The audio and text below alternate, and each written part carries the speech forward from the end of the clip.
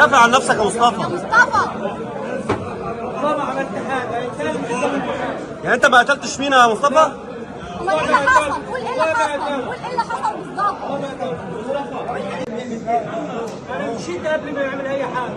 انت عارف يعني هو بيعمل لا مش عارف اي حاجه. وكلمه كتير بعديها يا باشا عشان اشوف.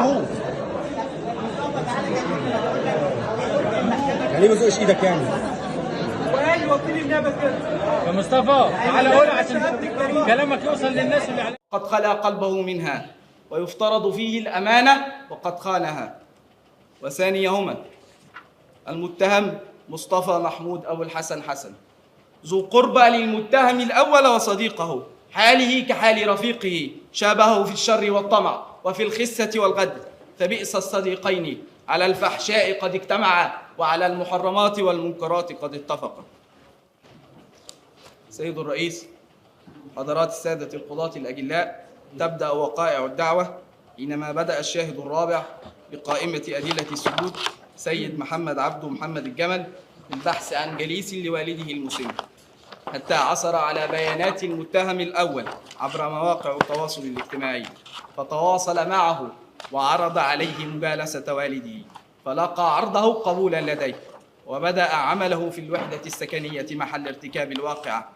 وحدة بدلا من أن تشهد رحمة وشفقة شهدت قسوة وفجورا، تكاد أن تنطق لتقول: أسمع صراخه يصدح في أركاني، وأرى دمه يلطخ جدراني، أسمع أنينه يرجو الشفقة، وأرى عينيه تتوسل الرحمة، أيدي ملوثة بالدماء القاتمة، وقلوب سوداء لا تعرف الرحمة.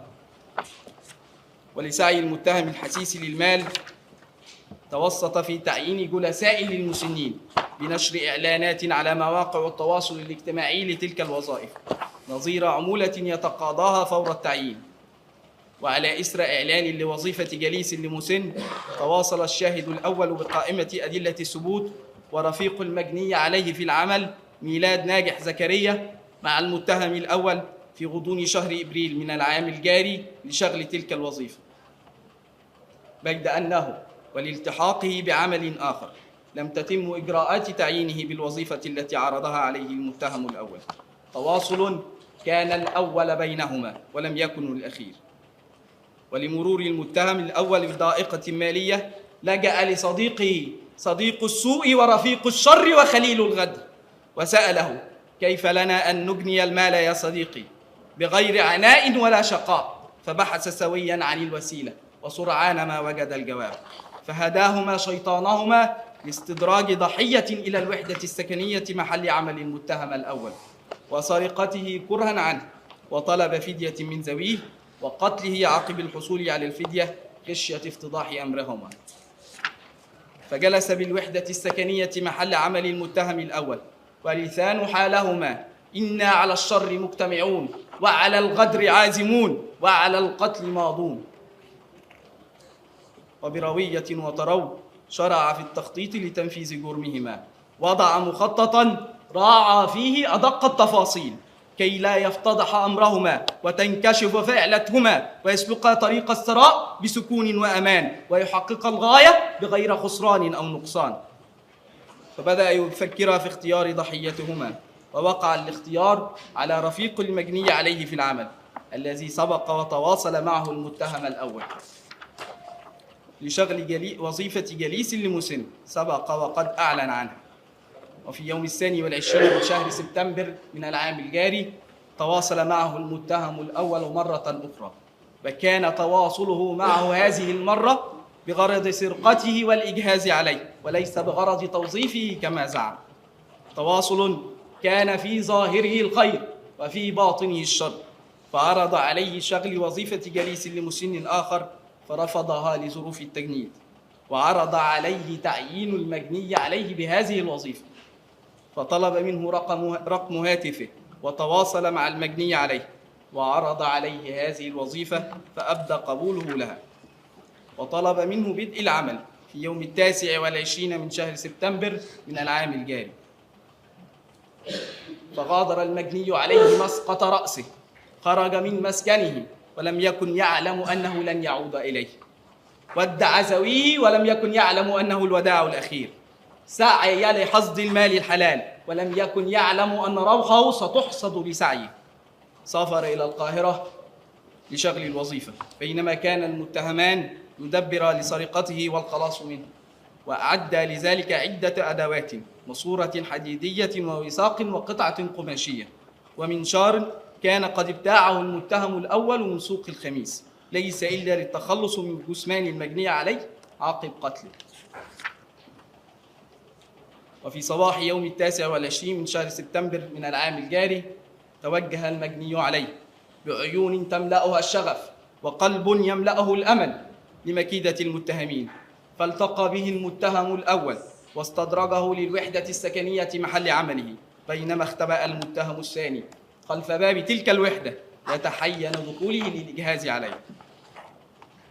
وما أن وطأت قدم المجني عليه في الوحدة حتى تعدى عليه بعدة ضربات بماسورة حديدية على رأسه، فسقط أرضا وصارع بتقييده بوثاق، ثم استولى على هاتفه الجوال ونقوده، واستخدم الهاتف في إرغامه على تسجيل مقطع صوتي يخبر ذويه فيه بتعرضه للخطف ويطلب منهم دفع الفدية لإطلاق سراحه، تسجيلا كان وقعه كالصاعقة على مسامع ذويه، وبدأ يقول في عقولهم: أنتبع تعليمات المتهمين وندبر ما طلباه من مال، وكيف لنا أن ندبره، ومن أين لنا أن ندبره، وقد سافر مينا لمساعدتنا بالمال في مواجهة مصاعب الحياة، أم نبلغ الشرطة ونخاطر بحياة مينا. هدده المتهمين بالقتل، وباستمرار استغاثاته صارع بتنفيذ مخططهما بقتله خشية افتضاح أمرهما، فالجليس المسن بالداخل ونجله في الوحدة السكنية الكائنة بالدور الأول، وقد يصعد لسكن والده بين عشية وضحاها، فتعدى عليه المتهم الأول بعدة ضربات بذات الماسورة الحديدية على رأسه حتى سقط المجني عليه قتيلا، وهدأت أنفاسه المتصارعة حتى انقطعت، وارتخت أعضاؤه حتى توقفت، وما أن أصبح جثة هامدة حتى شرع المتهم الأول في التخلص من جثمانه، فنقل الجثمان إلى المرحاض، واستخدم المنشار في نشره وتقطيع أعضاء المجني عليه وفصل كل منهم عن الآخر، ثم وضع الرأس والذراعين داخل جوال بلاستيكي، وحمل الجوال وصار به إلى ترعة الإسماعيلية التي تبعد عن الوحدة مسافة 300 مترا، وأعضاء المجني عليه داخل ذلك الجوال وتنزف دما حتى عطرت ملابس المتهم بالدماء، وما أن وصل إلى الترعة حتى ألقى الأعضاء وعاد إلى الوحدة السكنية فبدل ملابسه، ثم وضع الرجلين داخل ذات الجوال وتوجه إلى الترعة مرة أخرى وألقاهما بداخلها، ثم عاد للوحدة ووضع الصدر والبطن داخل ذات الجوال وتوجه للترعة لمرة ثالثة وألقاهما بداخلها، رأس وصدر وبطن وذراعين ورجلين، عصرنا فقط منهما على ذراع ورجال. القضاة الأجلاء لم يعاني مينا فقط في مقتله، وإنما عانت أعضاؤه عقب مقتله، فذبحاها المتهمين بدم بارد فصل كل عضو فيها عن الآخر، يا لها من وحشية وضراوة، يا لها من قسوة وغلاظة، تمثيل بالجثمان سافر وتعد عليه صارخ.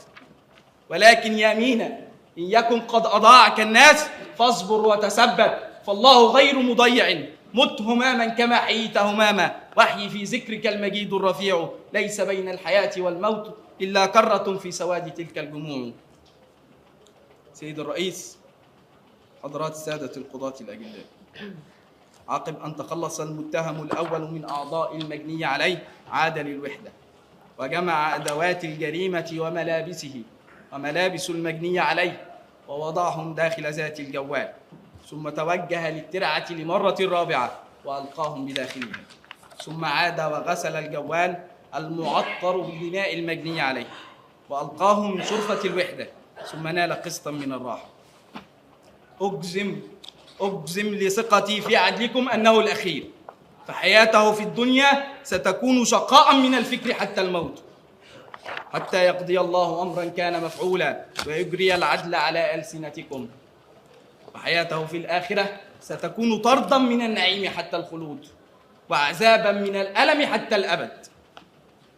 وبعد أن نال المتهم الأول قسطه الأخير من الراحة ورد إليه اتصالا من أحد ذوي المجني عليه، فلم يعزف عقله ولا يده ولا لسانه عن الإجابة، كحال بقية البشر لشعورهم بالخوف إن ارتكبوا مثل تلك الجرائم الإجرامية.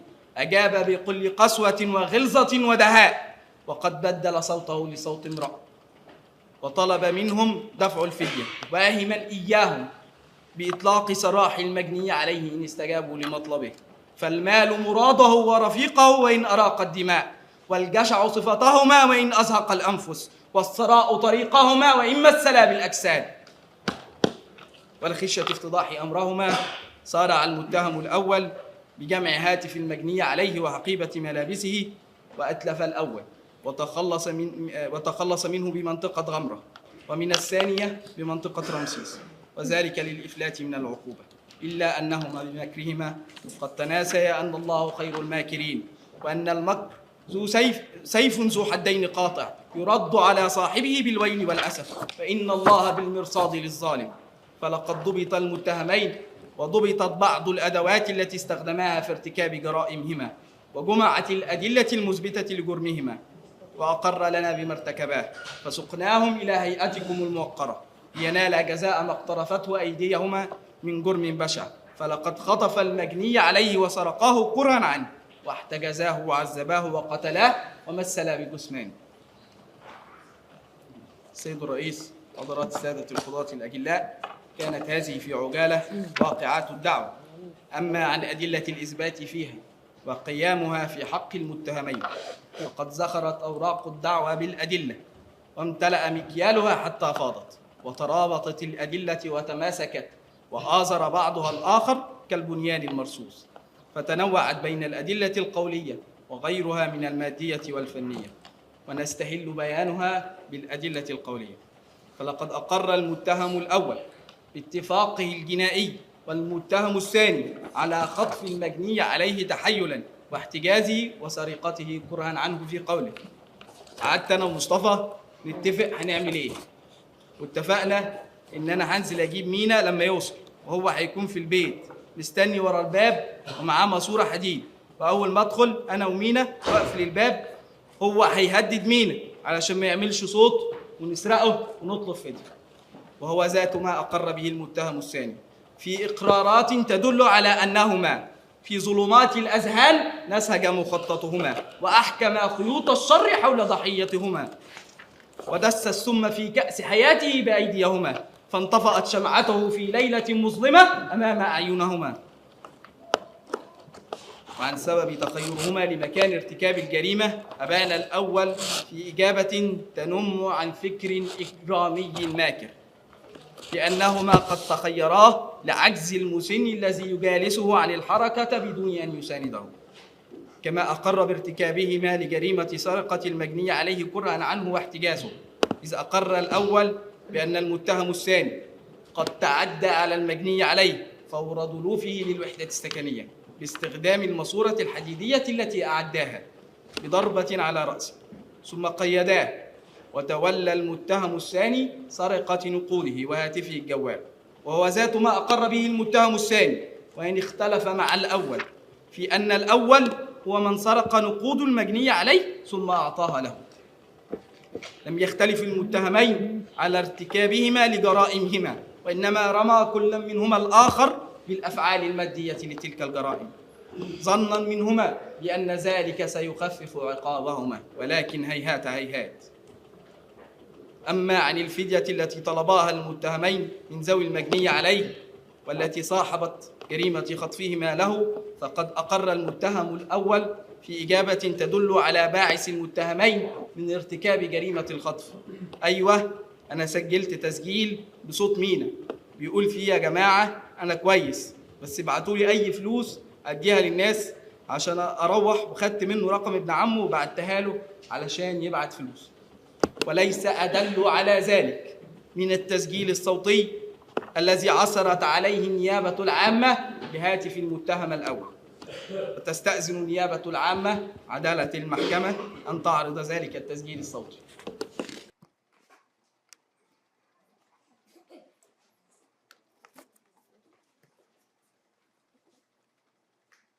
يا جماعة أنا بخير، بس ما تبلغوش البوليس ادفع الفلوس عشان أروح، هم دي تعليماتهم هم.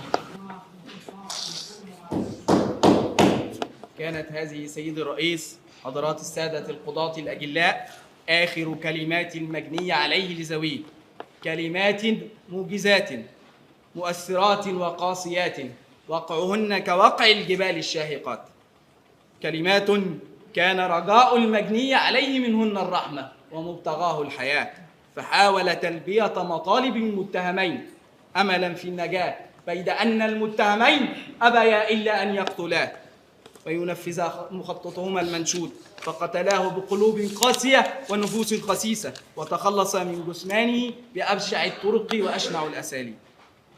أما بشأن جريمة قتل المتهمين للمجني عليه والتي اقترنت بها الجرائم المار بيانها، استقدمتها بفاصل زمني وجيز، فقد أقر المتهمين بارتكابهما للفعل المادي لجريمة القتل. في قول الثاني: أنا ضربته بالحديدة اللي كانت معايا، وهي عبارة عن حتة حديدة طويلة فيها دايرة من فوق ويد شبه الماسورة مدورة في صدره وكتفه ودماغه، وهو ذات ما انتهجه المتهم الأول في تعديه على المجني عليه، أفعال مادية تدل على اتفاقهما الجنائي المسبق، إذ أوضح الأول بشأن إتيانه للفعل المادي المكون للجريمة.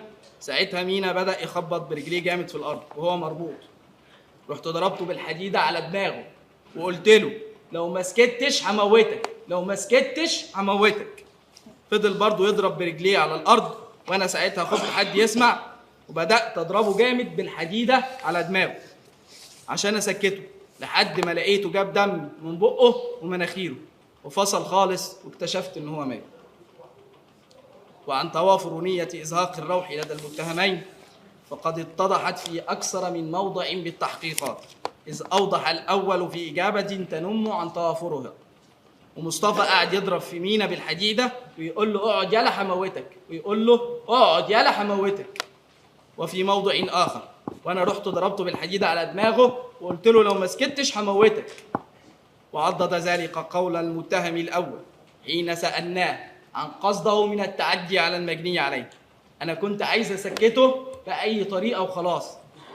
إجابة قاطعة الدلالة على توافر نية إزهاق الروح لدى المتهمين، فهذا هو باعث المتهمين على ارتكاب جريمة القتل، إذ قتل المجني عليه بقصد التخلص من عقوبة الجرائم التي ارتكباها.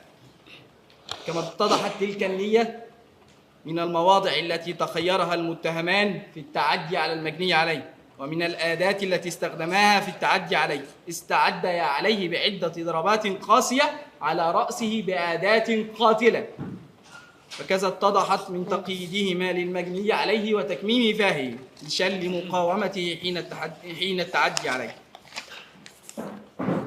وأما بشأن توافر ظرف سبق الإصرار لدى المتهمين فقد تبين حين أبرزه المتهمان بجلاء في إقرارهما بشأن اتفاقهما الجنائي المسبق على ارتكاب الواقعة، وكذا تبين من إعداد المتهمين المسبق للأسلحة، فقد أقر بإعدادهما للماسورة الحديدية والوثاق والقطعة القماشية، وشهد مجري التحريات بإعدادهما المسبق للمنشار الذي استخدماه في نشر جثمان المجني عليه، استحصل عليه المتهم الأول من سوق الخميس قبيل الواقعة ب3 أيام. هذا وقد تعضدت إقرارات المتهمين بغيرها من الأدلة القولية، إذ استمعت النيابة العامة لشهادة 4 شهود دلل أولهما ميلاد ناجح زكريا رفيق المجني عليه على تواصل المتهم الأول معه قبيل الواقعة بزعم توظيفه، وذلك اتساقا مع ما أقر به المتهم الأول بالتحقيقات. وأبان ثانيهما مينا جميل جرجس فهمي بتلقيه رسالة صوتية بصوت المجني عليه مفادها تعرضه للخطف، وهو ذات ما اتفق مع إقرار المتهم الأول بالتحقيقات. وقد توافق إقراره أيضا في هذا الشأن مع ما شهد به والد المجني عليه الشاهد الثالث بقائمة أدلة الثبوت، ومع ما شهد به نجل المسن الذي جالسه المتهم الأول في الوحدة السكنية محل ارتكاب الواقعة. وأيدت إقرارات المتهمين وأقوال شهود الواقعة تحرية جهة البحث وما شهد به كذلك مجرياها بالتحقيقات العقيد باهر المشلاوي والعقيد أحمد إبراهيم مفتش المباحث بالإدارة العامة لمباحث القاهرة. وقد عززت تلك الإقرارات الأدلة المادية التي تمثلت في إرشاد المتهمين عن مكان جثمان المجني عليه والعثور على بعض أشلائه بذات المكان، ومطابقة الحمض النووي لأشلائه بالحمض النووي لوالده، وكذلك العثور على آثار دماء بالوحدة السكنية محل ارتكاب الواقعة ثبت بتقرير قسم الأدلة الجنائية تطابقها مع الحمض النووي للمجني عليه، وكذا العثور على ماسورة حديدية بذات الوحدة أقر المتهم الثاني باستخدامها في التعدي على المجني عليه.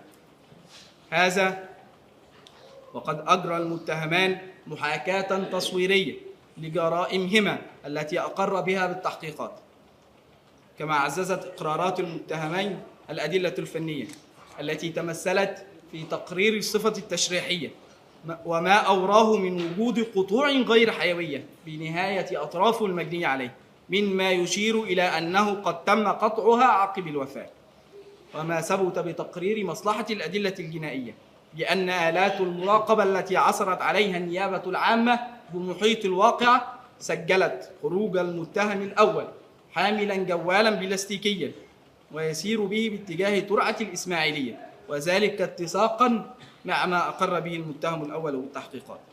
وكذا ما ثبت بتقرير قسم المساعدات الفنية من فحص هاتف المتهم الأول ووجود محادثات كتابية تثبت تواصله المسبق مع الشاهد الأول ميلاد ناجح زكريا وهبة ومع المجني عليه، وكذا إرساله المقطع الصوتي السابق عرضه إلى الشاهد الثاني مينا جميل جرجس، وهو ذات ما ثبت بفحص هاتفي هذين الشاهدين.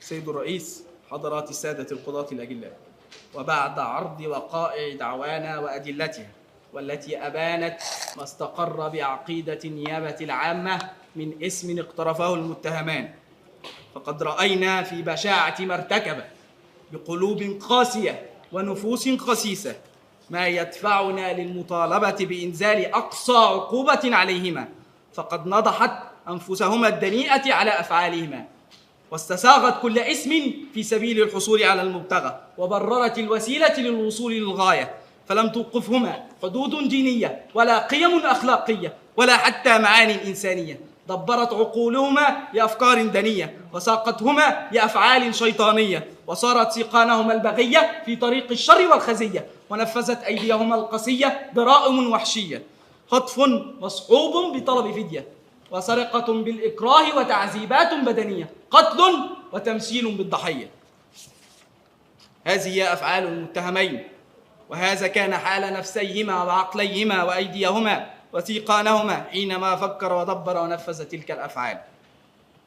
وهذا هو حال ذوي المجني عليه، ها هم جالسون بصدور مكلومة وقلوب وجلة وعيون حائرة وآذان صاغية منتظرين سماع حكمكم العادل، لتشفى صدورهم وتهدأ قلوبهم وتستقر عيونهم وتسعد آذانهم. وهذا سيد الرئيس هو حالكم، تقرؤون وتتدبرون، تستمعون وتنصتون، وللعدل تسعون. والعدل أنه لا سفك لدماء بغير عقاب يشعر المجتمع بالأمن والأمان، فلا أمن ولا أمان ولا سكينة ولا اطمئنان بغير القصاص، فمن قتل يقتل، هذا حكم الله، وما ولاكم الله إلا لتنطقوا بحكمه وتقيموا العدل في أرضه، فلا تأخذكم بالمتهمين رحمة ولا شفقة، وليكن في قصاصكم المثل والعبرة. سيد الرئيس، حضرات القضاة الأجلاء، إنني أطالب به 142 لسنة 2017، وهي سرقة الأعضاء والاتجار بها. آية ذلك ما جاءت في الأوراق، أقوال المتهم، والمادة 308 إجراءات تتيح للمحكمة الموقرة إذا ما ظهر من المحاكمة أو من المرافعة أو من الأوراق جريمة أخرى مكملة لهذه الجريمة أو مرتبطة بها ارتباطا قويا، فمن حق المحكمة الموقرة أن تعمل بها وتأخذ بها. ما أدلتي في الأوراق حتى لا أطيل على عدلكم، أن المتهم مصطفى في بداية الأوراق تحدث برواية إنه إحنا جبناه يعني كشف عن الاتفاق الجنائي بينهما، إلا أنه بدأ أقواله أنه لم يعتدي عليه، وقرر حرفيا في أقواله أن المتهم كان مسالم. ثم بعد ذلك سئل المتهم الثاني إبراهيم، فإبراهيم روى رواية عن مصطفى وعن نفسه أكد فيها نية القتل وسبق الإصرار والاتفاق الجنائي مع المتهم الآخر، حيث قرر إن أنا جبته ودخلنا من الباب، مصطفى كان واقف ورا الباب يحمل ماسورة، وأول ما دخل ضربوا بها على رأسه. دي أقوال إبراهيم. أول ما دخل ضربوا بها مصطفى على رأسه، ثم كتفناه، ثم ما باقي الجريمة التي تحدث عنها. قال ان مصطفى خد الفلوس ومشي، وانا لما هو حب يعمل كذا. طب انت ضربته هنا نقطة انا كنت يعني في النيابة تحدثت في شأنها، هل الضربة اللي على راسه بالماسورة القاتلة تسمح له بعدها ان يسجل الفويس بصوته ام لا؟ ام لا؟ دي من الجزئية. الجزئية الثانية، ابراهيم قال انا لما لقيته هيعمل مشكلة قطعته حتت، سحبت ضربته على راسه عدة ضربات بذات الماسورة، ثم بعد ما مات جريته الى الحمام، ثم بدأت اقطع في جسمه قطع عن قطع. ووصف التقطيع، قال الآتي، قال ان انا قطعت رجليه ثم قطعت رجليه 4، يعني قطع رجليه الاول ثم قطعهم 4 جزئين فوق جزئين، ثم فصلت الرأس عن الجسد، ثم فصلت الذراعين عن الجسد بمنشار. ابراهيم ممرض. وبعد ذلك اتصلت بمصطفى وجالي، وقمت بوضع الاجزاء دي على 3 أشولة، وهنا بقى ده تجارة الاعضاء، واستأذن عدالة المحكمة في هذه الاقوال المحددة اللي هي تتعلق بسرقة الاعضاء والاتجار بها. قال ايه ابراهيم حضرتك في اقواله اللي قدام حضراتكم؟ قال ان انا حطيت الرجلين في شوال ابيض ونزلت، رحت رميته، فضيت الشوال في ترعه الاسماعيليه ورجعت بالشوال، حطيت فيه الراس والذراعين، ثم رجعت في ذات المكان رميتهم، ثم رجعت المره الثالثه، هذه اقواله بالحرف، المره الثالثه حطيت باقي الجسد في شوال ورحت رميتهم في ترعه الاسماعيليه. دي اقواله.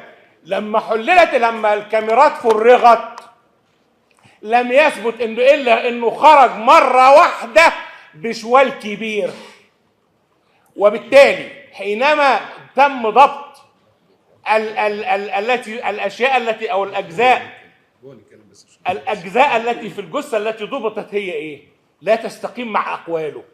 اللي ضبط جزئين الساقين من الركبه لتحت وذراع. طب المفروض نعم الذراع الايسر. هنا كلام ابراهيم نفسه ان الشوال اللي فيه الذراعين فيه الراس، ملوش علاقه بالرجلين. فاذا ما ضبطت الرجلين وضبط معهم ذراع، اين الراس واين باقي الجسد الذي يحوي الاعضاء؟ لم يضبط شيء فيه عضو من الاعضاء التي تصلح للبيع او التي تصلح للاتجار او التي تصلح لشيء، لم تضبط على الاطلاق. لم يضبط سوى جزئي الساقين وذراع. هذا يتنافى معاه في حاجتين. الحاجه الاولى ان قال ان انا حطيت اجزاء في شوله وطلعت ب3 شوله، الكاميرات لم تسجل الا شوال واحد. الاشياء التي ضبطت تختلف تماما مع ما قرره. هناك واقعه خطيره جدا في الاوراق وكشف عنها الدليل الفني، الا وهي لما راحت الادله الفنيه قالت احنا لقينا اثار دماء لشخص، لذكر اول ولذكر تاني مجهول، ثم اثار دماء لحاجه تانيه مش انسانيه. بتحليل الدماء دي تبين ان دماء واحده تخص المجني عليه بتاعنا، الذكر الثاني. إذن الدماء الأولى لمين؟ لما عرضوا على النيابة ناظرتهم النيابة العامة وقررت لا يوجد بهم أي شيء على الإطلاق، لا جرح ولا. إذن هذه الدماء ما تخصهمش. هل يا ترى هذه الدماء تخص ضحية أخرى لم يكشف عنها الحجاب؟ هل يا ترى هذه الدماء تخص شريك آخر معهم هو الذي حمل الأجزاء التي بها الأعضاء واختفى بها، وأنهم الرجلين دي للتضليل فقط؟ الثابت من الأوراق والثابت من متابعتنا أن أجهزة البحث الشرطية الإنقاذ النهري فحصت الأمر من أول المكان الذي قيل عنه حتى مجرى المياه لمسافة كيلوات من المترات، لمدة شهرين لم تصل إلى شيء. إذن نحن أمام أين الأعضاء؟ اشمعنى ما تلاقاش حاجة واحدة فيها عضو من الأعضاء اللي تتباع؟ ما تلاقاش حاجة في الرأس ليه؟ القرنية والعين ما تلاقاش حاجة من اللي فيها الكلى والقلب والبطن والكلام ده كله ليه؟ إذن حقيقة الواقعة أنهم استدرجوه بثبت إصرار وترصد. أنا قلت للنيابة وقدمت مذكرة في النيابة أخشى أن يكون خلفهما تشكيل عصابي، لأن الأيام دي زادت جدا اختفاء الشباب والأولاد عشان تجارة الأعضاء. هم جابوه. الغير منطقي في كلامهم إيه؟ هل من المنطقي والمقبول إن أنا أجيب واحد واخطفه واقتله واقطعه واطلب فدية 120,000؟ احنا الاثنين عشان احنا الاثنين بنمر بضائقة مالية 120,000. طب اطلب 2 مليون 3 مليون، انما 120,000 جنيه تقطع وتبيع وتعمل؟ لا، الملايين يأخذوها من الأعضاء التي اختفت تماما والتي لم يعثر لها على أثر لا في الرأس ولا في الجسم ولا شيء من هذا القبيل. سيد الرئيس الجليل، حضرات السادة المستشارين الأجلاء، إن العدل على أيديكم، إن هذه الجريمة، إن الشعب المصري كله يستصرخكم في الضرب بيد من حديد على هؤلاء، وليكونوا عبرة وليتم تحقيق الردع العام قبل الردع الخاص. أنا هنا هؤلاء لو لم يصبحوا عبرة لكل الناس لانتشرت جريمة، وهي منتشرة بالفعل، الاتجار بالبشر. لذلك أرجو التكرم بإضافة جريمة المادة 19 من القانون 142 اللي هو الاتجار في البشر، الاتجار في الأعضاء. إذا نتج عنها وفاه يبقى العقوبة الإعدام. دي تضاف إلى المرتبطة بالجرائم الواردة في مواد الإحالة، وهي القتل العمد مع سبق الإصرار وما كل ما جاء بذلك. وبالتالي بلتمس من عدلكم القضاء بأقصى وأقسى عقوبة، ليس لدم الفقيد فقط ولكن للمجتمع كله الذي هزته الصحافة دي كلها اللي حاضرة دي. عاينت وبقى لها من يوم الواقع لحد النهارده شعرت بالرعب، ان ما كانتش كمان زادت بس الرعب لدى كل الناس. اصبح النهارده مفيش شاب عاوز يشتغل، مفيش شاب، كله قاعد، كله خايف. اختفاء كتير لناس كتير جدا، وبالتالي الردع العام. وشكرا لعدلكم، وبنتهي بطلب اقصى واقصى عقوبه وارده بمواد الاحاله بعد شكرا. كفى ووفى خلاص. ثانية عايز تقول ايه؟ عشان كده من البدايه قلنا عايزين واحد. بس دقيقة واحدة بس. الأطراف يا فندم اللي اتلجت، المباحث العامة والنيابة العامة لما يقول لك وقت في 5 دقايق، يعني الأطراف لما جت النهارده طالعين رايحين نشوف مكان، بنعاين مكان انا رميت هنا، اتلجت في وقت 5 دقايق بالظبط من مكان ما وصلت الشرطة. قعدوا الشهرين الشرطة المائية بتبحث عن باقي الأطراف، ما فيش باقي أطراف. على فكره ست المجني عليه توفت امبارح من حزن اشيل على ابنها، ست ما كملتش 60 سنه على فكره. لا ده مش موضوعنا بقى.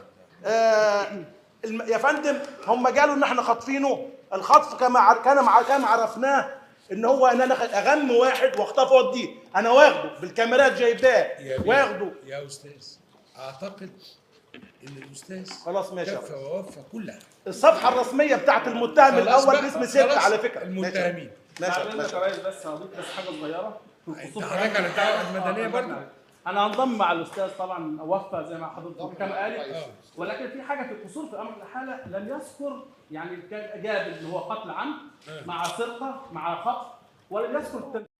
السلام عليكم ورحمة الله وبركاته. مرحبا بكم في قناة قضايا اليوم. طبعا المرافعة اللي حضراتكم شفتوا منها جزء دي وهتشوفوا برضو بقية أجزائها. المرافعة دي كانت لقضية الشاب مينا.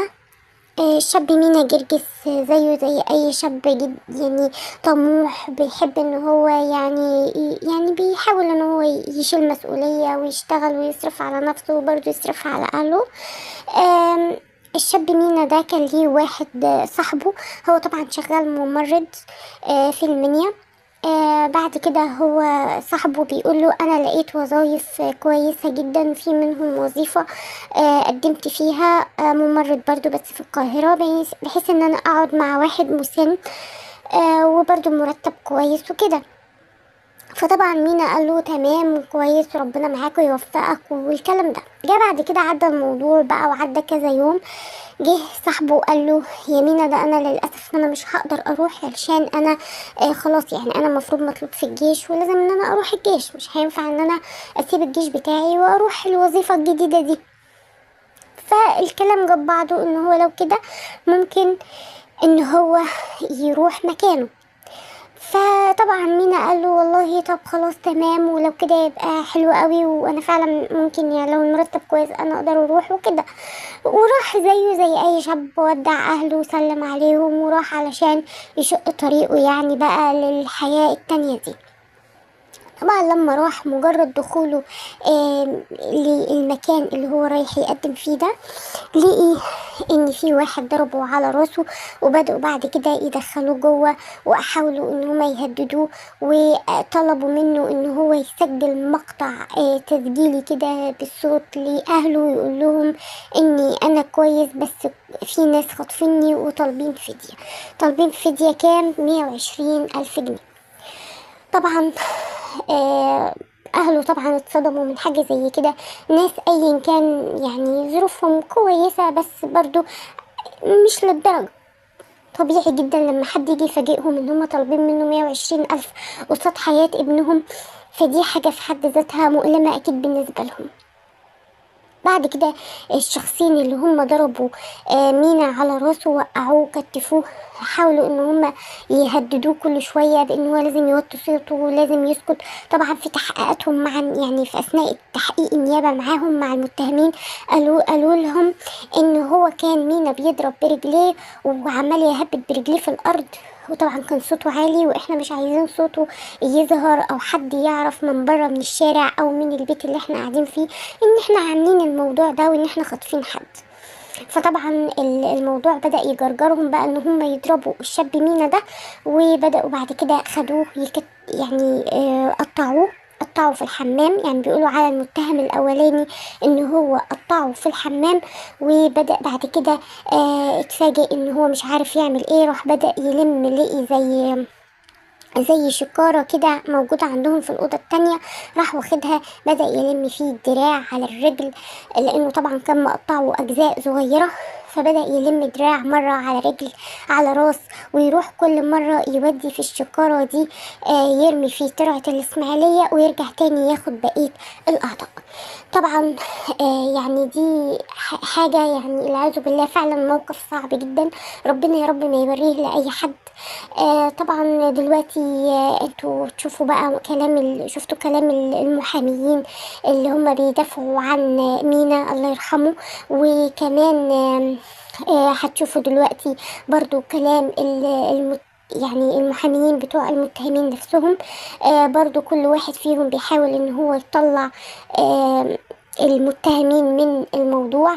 طبعا الموضوع صعب جدا، حتى لو يعني المحامين دول بيقولوا في كلامهم، اللي هم المحامين اللي بيتكلموا على المتهمين وبيدافعوا عنهم بيقولوا في كلامهم ان هم ما كانش قصدهم، يعني المتهمين ما كانش قصدهم ان هم يقتلوا مينا، ولكن الموضوع جه وليد اللحظة فقط لا غير.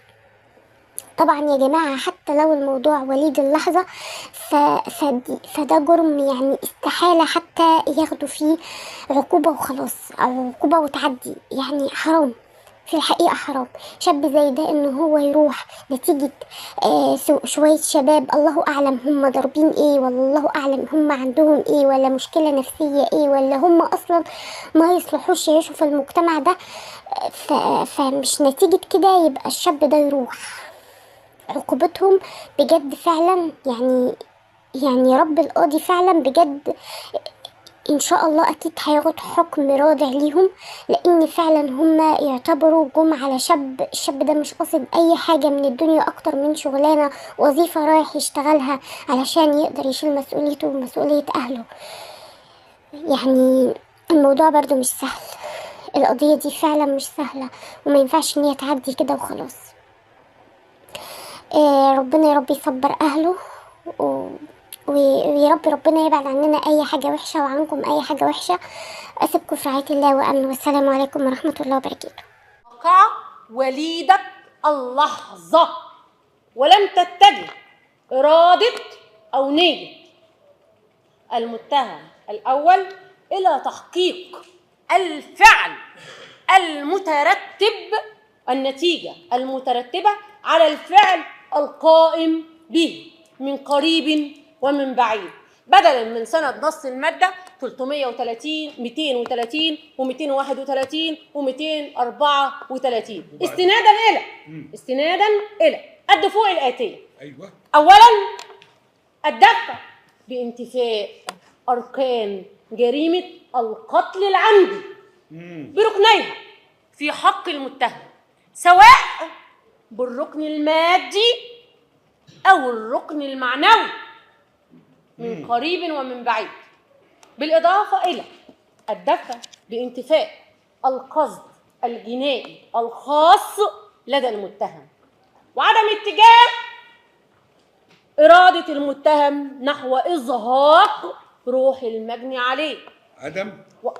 عدم اتجاه إرادة المتهم نحو إزهاق روح المجني عليه، فقد انتفى القصد الجنائي الخاص لدى المتهم بركنيه، سواء ركن العلم أو ركن الإرادة. تمام. حيث أن إرادة المتهم الأول وقت ارتكاب الفعل كانت معيبة ويشوبها العوار والبطلان، حيث أنه لم يتيقن أو يرتب للنتيجة المترتبة على الفعل القائم به، بالإضافة إلى الدفع بعدم توافر ظرف سبق الإصرار في حق المتهم، سواء بالعنصر الزمني أو العنصر النفسي، وقد خلت أوراق الدعوة من أي دليل يقيني وجازم يؤيد ويؤكد بتوافر سبق الإصرار لدى المتهم أو مجرد تفكيره أو الإعداد للعدة من قريب أو من بعيد، وهو ما يحق معه للدفاع الدفع بانتفاء أركان وعدم توافر نص المادة 234 فقرة 2 من قانون العقوبات.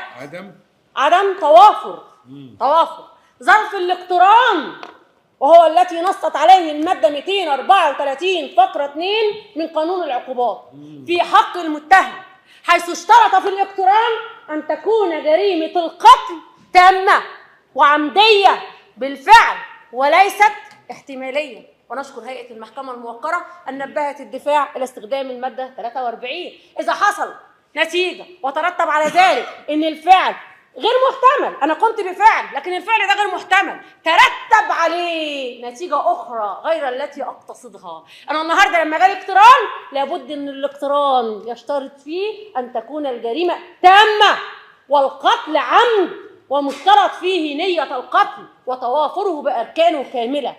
فهذه الأركان لم تتوافر في حق المتهم، ولم تتوافر فيه ظروف الاقتران، وهو ما يلغي معه حق تجديد العقوبة من قريب ومن بعيد في قبل المتهم.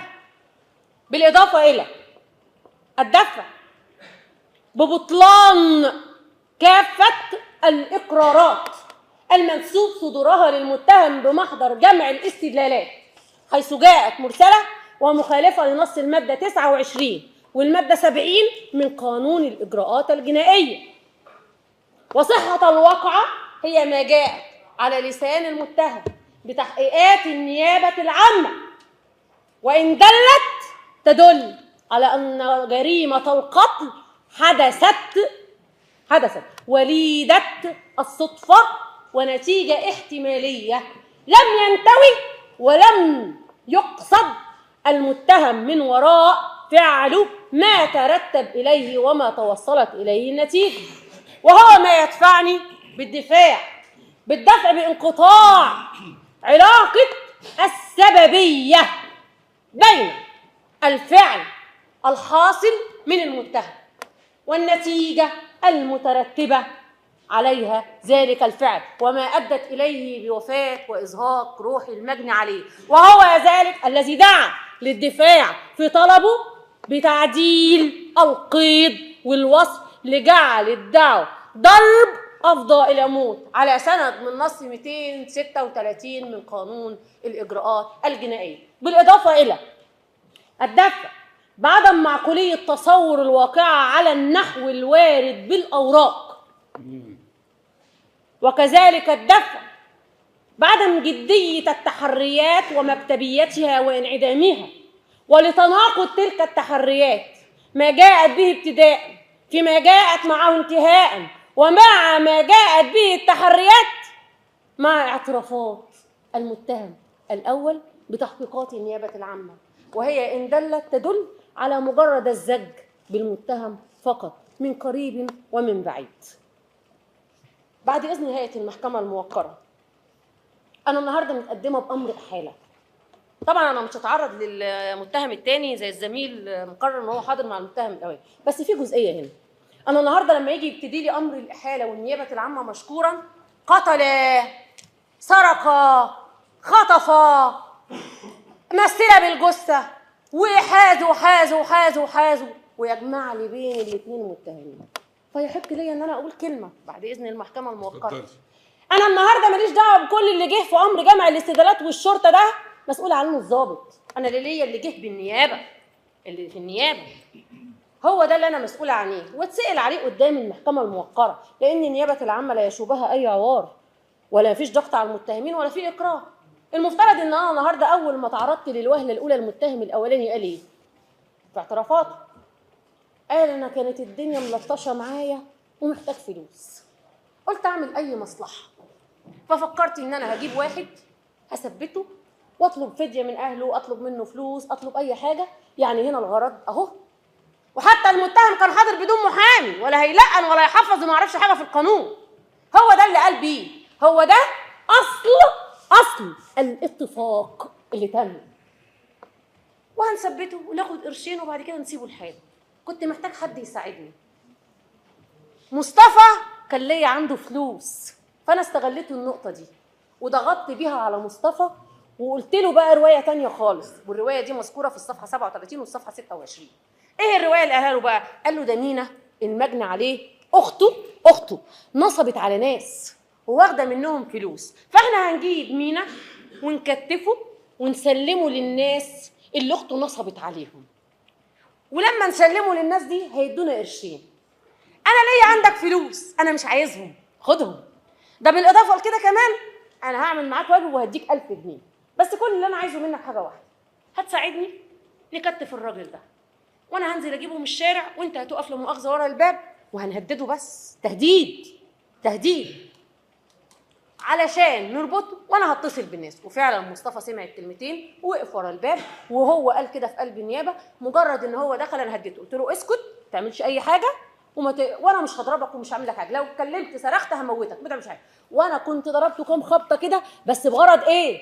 التهويش والتهديد والتخويف عشان ما يزعقش وما يعملش صوت. وبعد ما ربطناه بايه بقى؟ لا مؤاخذه يعني حته قماشه وحته فانلة وحته حبل اصفر، يعني مفيش اعداد عده اهو ومفيش تجهيز. بعد كده انا سبت المتهم ابراهيم ورحت شغلي وما اعرفش اي حاجه عن الموضوع، ما اعرفش حاجه خالص. حتى ابراهيم نفسه قال في قلب النيابه مصطفى ما اعرفش حاجه، ولا حضر قتل ولا حضر تقطيع ولا حضر سرقه ولا حضر اي حاجه ولا يعرف حاجه. حتى تاني يوم هو بيكلمني بيقول لي ايه الاخبار بتاع، قلت له الراجل انا ضربته وما اعرفش، حسيت في لحظه كده قطع النفس ومات. لما اتسال شفت مصطفى تاني من ساعتها؟ قال له ما شفتهوش. مصطفى جالك من ساعتها؟ قال له ما جاش، يعني ولا شافه من ساعتها ولا تردد على المكان ولا استخدمه. للاسف سواء المدعي بالحق المدني او النيابه، الاثنين شالوا والاثنين حطوا والاثنين خلصوا والاثنين رموا والاثنين. لا انا ما عنديش الاثنين، انا عندي شخص واحد، وده اللي ينفي لي جزئيه الاتفاق واتجاه النيه والترتيب واعداد العده، وده مهم جدا بالنسبه لي. لان انا النهارده القانون فرق ما بين القتل والقتل العمد والضرب الافضى الى موت والقتل الخطا. نسبه ايه؟ النيه، والقانون بيحاسبني على النيه. وللمحكمه الموقره ان تستخلص تلك النيه من وقائع الدعوه. لذلك انا لما دفعت اول دفعي دفعت بالدفع الانتفاء اركان جريمه القتل العمد بركنيها، سواء الركن المادي او الركن المعنوي. انا عندي ركن مادي، لكن الركن المادي النهارده القانون اشترط فيه 3 حاجات مهمين جدا قوي. اول حاجه فعل التعدي، وده موجود انا مش هتكلم فيه. تاني حاجه النتيجه التي ترتبت على فعل التعدي، ولكن حطيت لي الشرط الثالث. محكمة القانون وضعت لي الشرط الثالث، وهو علاقة السببية ما بين الفعل وما بين النتيجة التي ترتبت عليه، وأن يكون ذلك النتيجة الحاصلة والمترتبة على الفعل كان يرغب في إتيانها المتهم، والفعل الذي قام به كان يترجى منه ويترتب عليه النتيجة.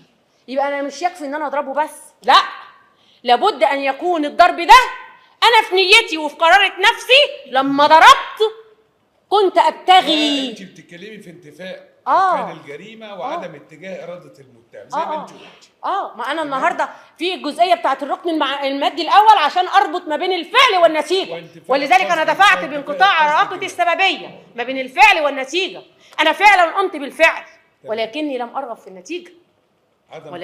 ارغب في النتيجه، اطلاقا، ولا من قريب ولا من جديد. حاضر يا ريس. في جزئيه كمان، انا النهارده عندي القصد الجنائي الخاص. القانون اشترط لي ركنين مهمين جدا ما ينفعش نعديهم ولا ما نتكلم فيهم، غير بقى الفعل والنتيجه والارتباط ما بينهم وبين علاقه السببيه. استاذه حاضر يا ريس، انا ما بطلش وما بعدش كلام، بس دي جزئيه مهمه. هنشرح القانون لو لا يا ريس، بس دي جزئيه مهمه. انا النهارده لابد ان يتوافر عندي في دفوع. لا، ده الفعل والنتيجه والعلاقه السببيه دي جزئيه خاصه بالركن المادي. لكن لما نيجي نتكلم عن القصد الجنائي الخاص لابد ان تتوافر عندي علم واراده، ان انا كنت اعلم بهذا الفعل وتترتب اليه. الاراده بقى هنا ايه بقى؟ ودي اهم جزئيه. الاراده تكون صريحه وصحيحه وحره ومدركه لذات الفعل والنتيجه المترتبه عليه والقيام بالعمل. المتهم قال ايه؟ انت قلتي عدم اتجاه اراده المتهم نحو ازهاقه. المتهم قال في النيابه وتتخذ اليه. قال ايه بقى في النيابه؟ ومشكوره طبعا، بشكر النيابه العامه. وللاسف هناك تناقض في مرافعه النيابه. في بدايه الامر النيابه لجزئيه والمحكمه لو انا اخطات احنا مش عايزين والمحكمه نوجه ده انا بتمسك بيها. انا بتمسك بيها. النيابه العامه قالت مشكوره ايه؟ في اصرار وفي ترصد وفي عزيمه وفي نيه. ده النيابه اللي قالت. لما تيجي بقى النيابه العامه نفسها اقرت في مرافعتها ان هم كتفوه من ايديه ومن رجليه، والمتهم والمجني عليه ما سكتش، قعد يدبدب في رجله في الارض، بيدبدب برجليه ويدبدب بايده وقعد يصرخ، قعد يقول له اسكت لو ما سكتش هموتك. قال له اسكت ما سكتش هموتك، واستمر في التدبيب برجله واستمر بالخبط في الارض برجله واخذ يصيح وبالاصوات وهم ما رحموهوش. هم بالرغم ان طبعا المتهم الثاني ما كانش موجود اساسا.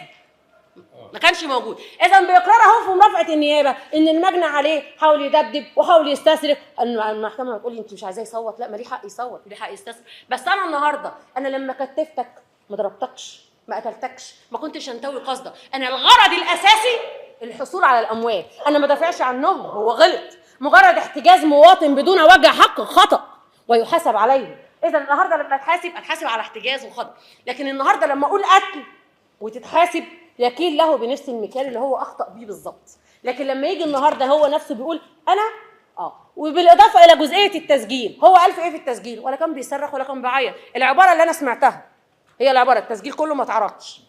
يا جماعه انا بخير، ما تخافوش عليا، انا كويس. النهارده اللي بيضرب هيقول لا انا بتضرب، انا بتبهدل، انا بتعذب، انا بتمرمر، ادفعوا الفلوس عشان هيعملوا. لكن لما اقول انا بخير وانا كويس واطمنوا عليا بس ابعتوا الفلوس، يبقى انا ما اذيتكش. انا احتجزتك وغلطت واحتجزت والاحتجاز موجود، لكن بغرض الحصول على المبالغ الماليه، بغرض الحصول على الاموال، ولكن ليس بغرض اظهار روح المجني عليه. اذا النهارده لما قلت ضرب افضى الى موت، القانون بيقول لي ايه ضرب افضى الى موت؟ ما في عمد اهو، في عمد. الماده 236 قالت من احدث جرح او ضرب عمدا، جزئيه العمد موجوده، جزئيه العمد متوافره، انا ما انكرتهاش، ولكن لم ينتوي ولم يقصد قتل المجني عليه، وانما الضرب افضى الى الموت، وهو النتيجه الغير مترتبه، وهي النتيجه الغير مرغوب فيها. يبقى انا كده خلصت الركن العمد والقصد الجنائي. انا المحكمه رأت ان انت حضرتك بتتكلمي على ان دي مش جريمه قتل، دي جريمه ضرب افضى الى. هو عمل بلاوي، خطف وقطع وسرق، بس في جزئيه هنا العبره في بدايه الامر. انا عايز حد من الضباط يا اخوان. انا قلت الباب ده يتقفل، يعني يا اما الحرس اللي واقف ده مش مظبوط، يا انا مش معقول هتقطعوا كده الكلام. ايه ده؟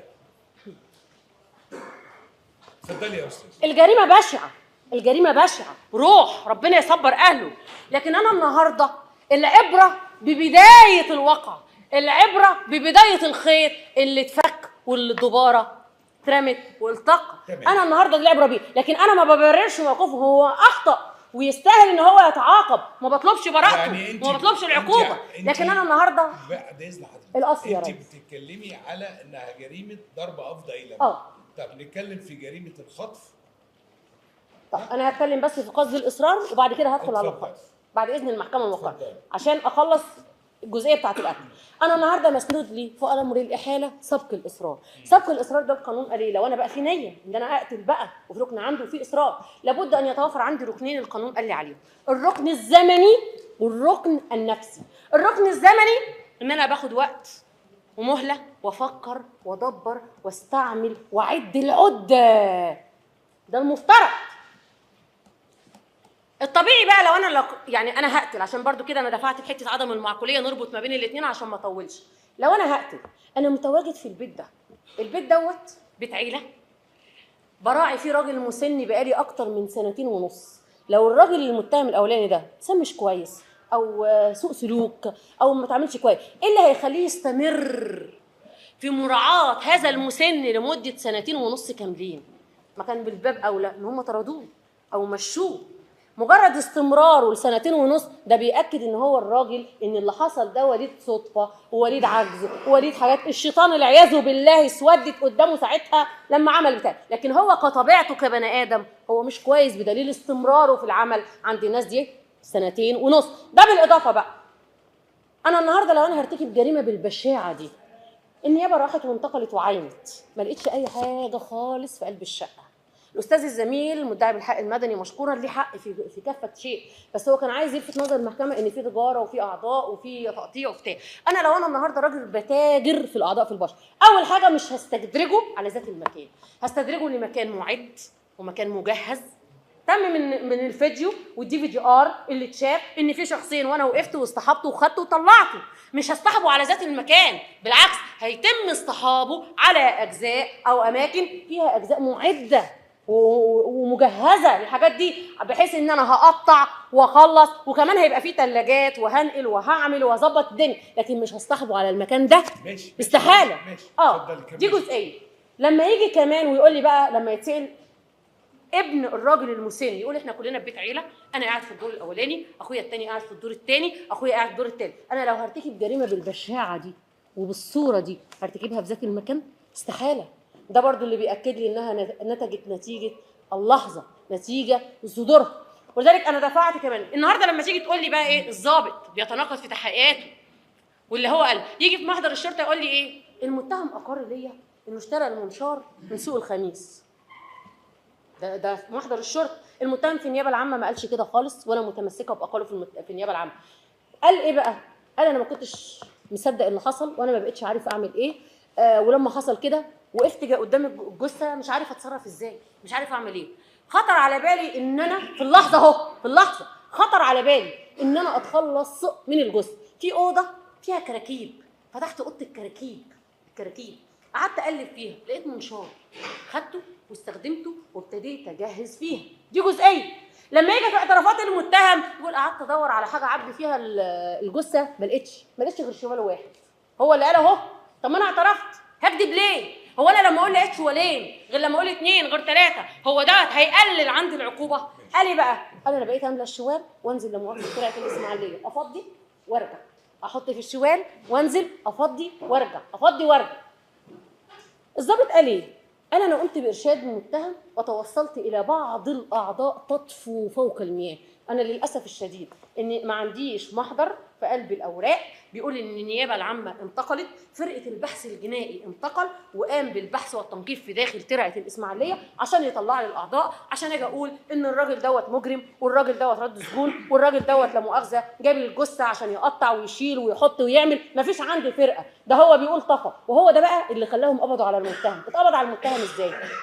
بعض الاعضاء قامت بالطفو فوق المياه. لما شافوها شافوا الكاميرا، شافوا مين في الكاميرا؟ شافوا شخصيه المتهم اللي كان نازل وفضى الشوال ورجع. ومن هنا تم القبض على المتهم، من هنا تم العثور على المتهم. ولا في تليفون اتبع، ولا في حد شاف حاجه ولا حاجه. لولا الاعضاء اللي طفت على المياه وتتبعوا الكاميرات وكاميرا الDVR ما كانوش توصلوا الى المتهم. لكن ده ما يعنيش انه موجود بتاع. يبقى انا النهارده ولا عديت العده، ولا كان في تفكير وهدوء وتروي وسكينه. انا راجل اتفاجئت لقيت قدامي مصيبه ما كنتش عارف اعمل ايه. هو عمل جريمه، تقطيعه للجثه دوت والتمثيل ده جريمه مش سهل، لكن هو عمل كده بايه؟ مخه اللي ايقن ان انا لما اعمل كده ما حدش هيقدر يوصل لي، هقدر ان انا امثل بيها. عايزه تقولي ايه بقى بالنسبه ابعد عني. وبناء عليه حضرتك عايزه تقولي ايه بالنسبه للمتهم؟ بناء عليه يا ريس انا ما بطلبش طبعا براءه المتهم لانه اخطا واجرم، لكن كما بينت قدام المحكمه الموقره وانا مش عايزه اعيد في طلباتي، هو نفسه قال ايه؟ قال انا ما كنتش قصدي اموته. صفحه 27 انا ما كانش قصدي اموته. صفحه 134 انا ما كانش قصدي اموته. امال ضربته ليه؟ انا ضربته عشان يسكت، كان عايز يفضحني، عمال يزعق، خايف الناس اللي في قلب البيت. وفجاه اتفاجئت. في جزئيه بقى واحده بسيطه. انا النهارده لو انا في نيتي ان انا اقتل الراجل ده، في معاينه حصلت، المعاينه دي اثبتت ايه؟ اثبتت ان الشقه زي ما هي كامله اهو، كامله مفيش اي حاجه، لكن اثار الدماء فين؟ واثار الطراطيش فين؟ في الحمام، على حيط الحمام، على باب الحمام. ده اللي ياكد لي ان لما انا قمت بارتكاب هذا الوقت كله كان فين؟ كان في الحمام. لو انا بقى معد ومجهز مش هعمل الجزئيه دي، هيبقى في ترابيزات وفي دم بره وفي طرطشه بره وفي بهدله بره. كل دوت ان دل يدل على ان الواقع كانت وليده الصدفه. ما لا اريد ان اعيده لانه موجود والمحكمه الوقره قراته، ولكن في قائمه ادله الثبوت، ولكن باجازه معالي الرئيس. ماذا قال المتهم قائمه الأول؟ ادله الثبوت دي بنيت على ايه؟ على اقواله. تمام يا معالي الرئيس. يعني ما جابوهاش النيابه من عندياته، وبيجيب اقواله وبيحطها في قائمه ادله الثبوت. ولكن يا معالي الرئيس لم تاتي اقواله كامله، وانا القي الضوء معاليك على بعض الاشياء التي لم تذكر في القيد الوصفي. يعني طعنت معاليك على القيد الوصفي وطلبنا تغيير القيد الوصفي. هو قال كلمه مفيده، قال انا كنت عارف ان مصطفى هيخاف. مصطفى لما وصل دقيقه واحده الو اتفضل. ذكر المتهم الاول قال انا كنت عارف ان مصطفى هيخاف لو عرف بمضمون المخطط الذي خطط له، فمصطفى هيخاف ومش هيساعده ولا هيعاونه. انما كان دور المتهم الثاني فقط انحصر يا معالي الرئيس في ان هو هيساعده في تسليم هذا الشخص على حد زعم المتهم الاول لاهليه او لاناس قامت شقيقه المجني عليه بالنصب عليهم. فكان هنا الدافع يا معالي الرئيس، الدافع او الباعث، وان كان الباعث لدى المتهم الثاني حسن، وانما نعلم ان العمل او النيه او العمل الفاسد لا تصلحه النيه، ولكن الدافع الذي دفع المتهم الثاني لمساعدة المتهم الأول في حدود ما كان يعلمه فقط أنهما سيقومان بتسليم هذا الشخص لهؤلاء الناس حتى يتسنى لهم أخذ حقوقهم من شقيقة هذا المجني عليه الذي توفاه الله. فهذا فقط معليك ما انحصر في علم المتهم الثاني. وهنا الاعتراف لما جاء من المتهم الأول يا معالي الرئيس، لو أخذناه على محمل الصدق فأنا ما أجزئش الاعتراف، أنا أخذه كله أو أتركه كله، لأنه لا توجد للمتهم الأول أي مصلحة في أنه يبرئ ساحة المتهم الثاني، بل بالعكس في بدايات التحقيق كان يريد المتهم الأول في أن يزج بالمتهم الثاني ظنا منه أن هذا الأمر سيخفف عنه العقوبة، أو كما قال في المثل إذا جاء الطوفان حط ابنك تحت رجليك، ظنا منه أنه قد يرمي بالتهمة كلها على المتهم الثاني وينجو بنفسه. وهذا عندما علم يقينا وعندما أعادت النيابة العامة سؤال المتهم الأول عن طبيعة وتحديد طبيعة الاتفاق بينه وبين المتهم الثاني مصطفى، أقر معاليكم بما جاء في الأوراق. مصطفى يا معالي الرئيس ماذا قال؟ اعترف، وكان كلامه تلقائيا، اعتراف مصطفى واعتراف المتهم الأول على مصطفى لم يخبي شيئا، وكما قالت وذكرت الزميلة حتى لم يكن معهم حضور من السادة المحامين، فهو كان يتكلم بارتجالية وبتلقائية وبمصداقية كاملة. لم ينفي حتى أنه استعمل العصا أو الماسورة، بل قال نعم استعملتها، ولكن معليك في السؤال عندما سئل قال كنت بضرب ضربات خفيفة، وعاد في المرة الأولى قال أنا لقيناه مسالم، فلما دخل مينا سلم عليا، بيقول ده سلم عليا وانا موجود في البيت. فلما بقول له ايه الحكايه يا جماعه، قال انا لوحت بالماسوره، فبقول له اقعد هنا، اقعد ما تتحركش حتى يتسنى للمتهم الاول تقييده وربط وثاقه. فبيقول له انت اختك، لما مصطفى بيسال المرحوم مينا بيقول له انت يا جماعه ايه الحكايه، بيقول له انت اختك نصب على الناس، قال له ما انتوا كده يا جماعه في غلط، في سوء تفاهم، انا اخت عروسه جديده. فمصطفى قال سأل المتهم الأول إيه الحكاية بالضبط، قال له أنت مالكش دعوة، أنت خلاص أخرج المال من جيب المجني عليه وأعطاه المتهم الثاني، قال له أنت كده خلاص دورك انتهى ومشى. وهنا انتهى وانحصر دور المتهم الثاني، فلا علم لديه ولا نية لديه للقتل، بل نستطيع أن نقول أن قدره النحيس قد ساق به في هذه الأفعال وفي هذه الجريمة التي لا يريدها.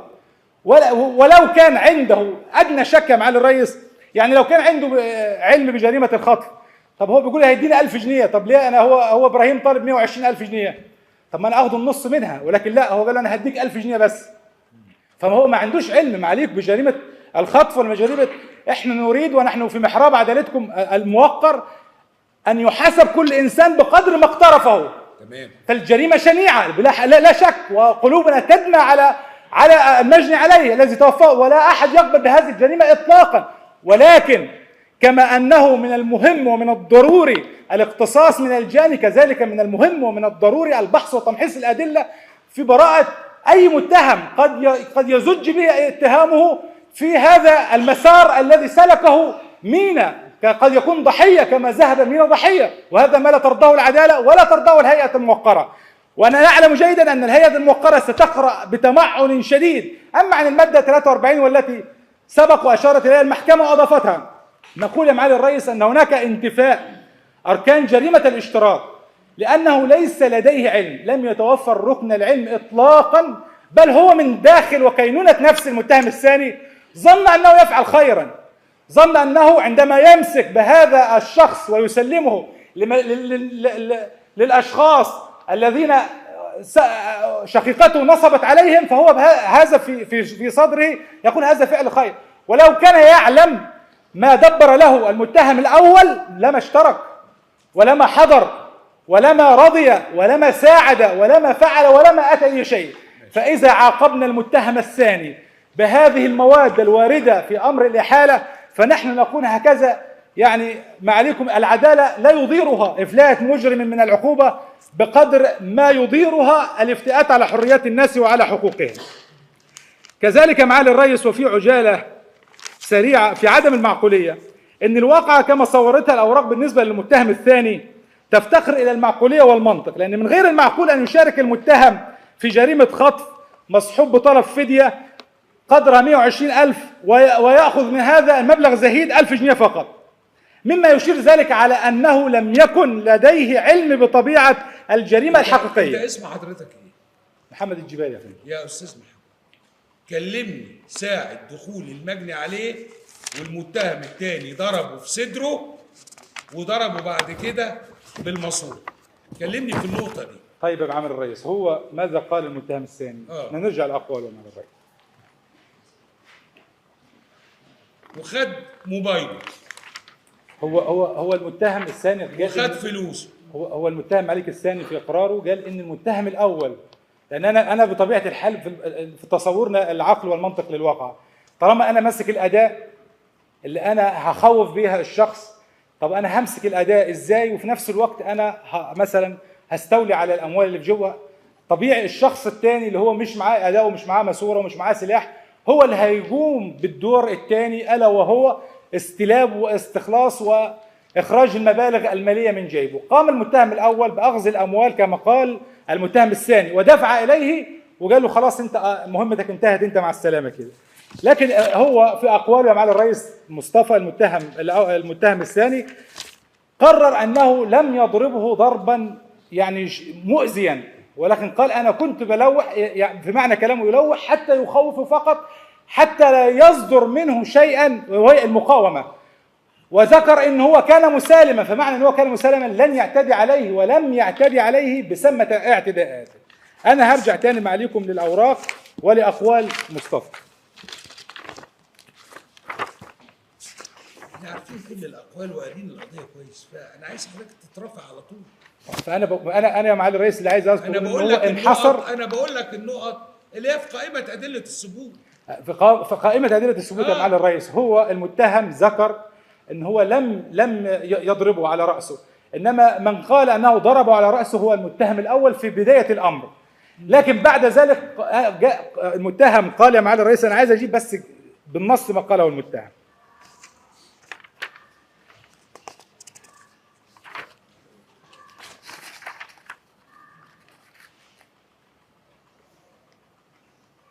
بيقول يا معالي الرئيس لما بيسأل وكيل النائب العام بيقول ما هي الافعال الماديه التي قمتم باتيانها قبل المجني عليه؟ قال هو ابراهيم اللي كلم وجابه البيت وانا كنت في البيت، اول ما شفته قعدته على الارض وقلت له ان اخته واخده من الناس فلوس وابراهيم اللي اخذ منه الفلوس واديها لي وقال لي امشي انت مالكش دعوه، فانا مشيت وما اعرفش ايه اللي حصل بعد كده يا معالي الرئيس. فهو اقتصر دوره فقط على انه يؤمن هذا الشخص انه لا يصدر منه اي صوت اي مقاومه. فلما وجد المجني عليه كان مسالما فانتهى دوره، قال خلاص هو الثاني وثقه او ربط وثاقه وخلاص. عندما سأل وتساءل المتهم الثاني حتى يريد ان يعرف ايه سبب ايه اللي بيقولوا، طب الراجل بيقول لا انتوا فاهمين غلط والكلام ده، فهنا المتهم الاول حتى لا ينكشف مخططه قال له انت خلاص كده وانت تروح. ولما عاد اتصل بيه قال له انت ما تتصلش بيا تاني، خلاص ده الناس جو وخدوا مينا وخلاص الامر على كده يا معالي الرئيس. كذلك يا معالي المستشار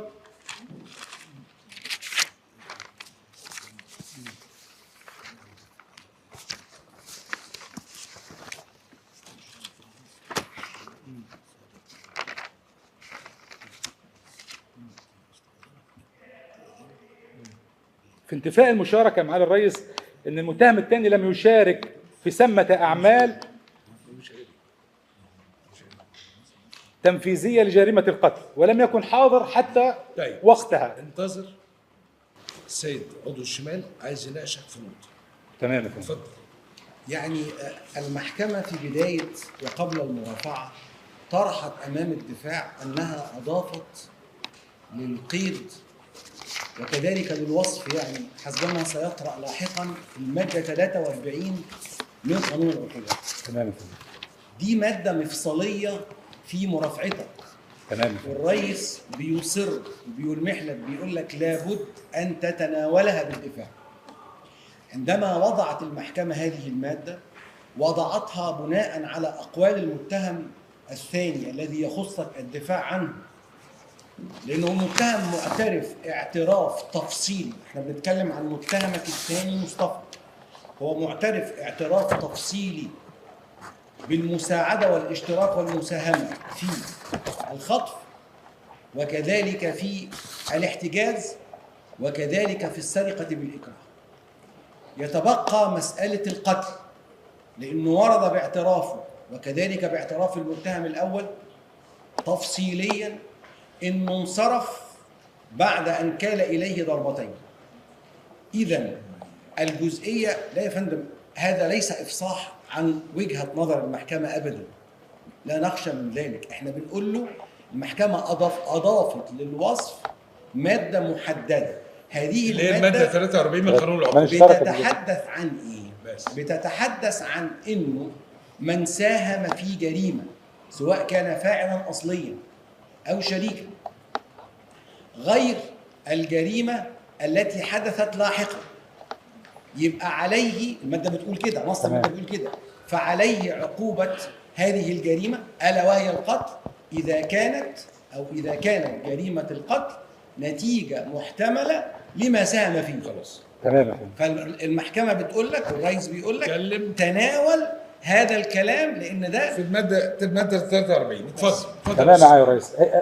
المادة 43 معالي الرئيس لما يقول متى كانت الجريمة وقعت بالفعل نتيجة محتملة لهذه المساهمة. وأنا أقول يا معالي الرئيس إن مفيش ارتباط بين ما أتاه المتهم الثاني وبين النتيجة التي حدثت بالفعل، فهناك انفصال في الأفعال واستقلال في الأفعال. نضيف إلى ذلك يا معالي الرئيس نية عدم علم المتهم الثاني، لأن عدم العلم المتهم الثاني هو من الركن المادي لجريمة الاشتراك.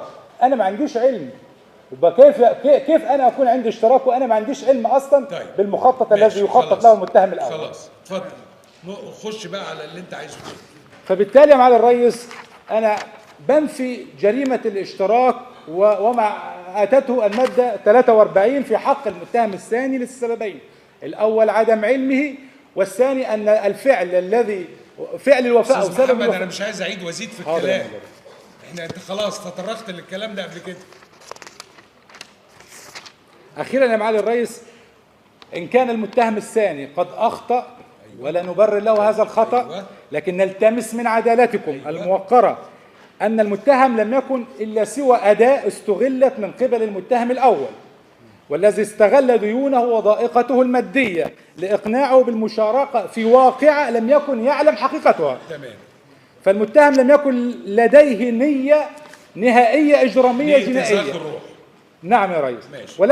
ولم يكن له أي دور مباشر في هذا الأمر. لذلك نلتمس من عدالتكم تبرئة المتهم الثاني من تهمتي القتل العمد والخطف المصحوب بفدية، لم يكن لديه علم بأن هناك فدية، فهو ما أتاه المتهم ولم يتصل يا معالي الرئيس بالمجني عليه ولا بأهلية المجني عليه، ولم تأتي الأوراق أن المتهم الثاني قد اتصل بأي من أصحاب أو أهلية المجني عليه أو اتصال واحد أو حتى الكاميرات يا معالي الرئيس. عايز تقول حاجة تاني؟ بقول يا معالي الرئيس احنا نعلم يقينا أن المحكمة الموقرة ستمحص الأوراق تمحيصا جيدا، وأن هذا المتهم هو أمانة لدى حضراتكم. المتهم الثاني لا يؤخذ المتهم الثاني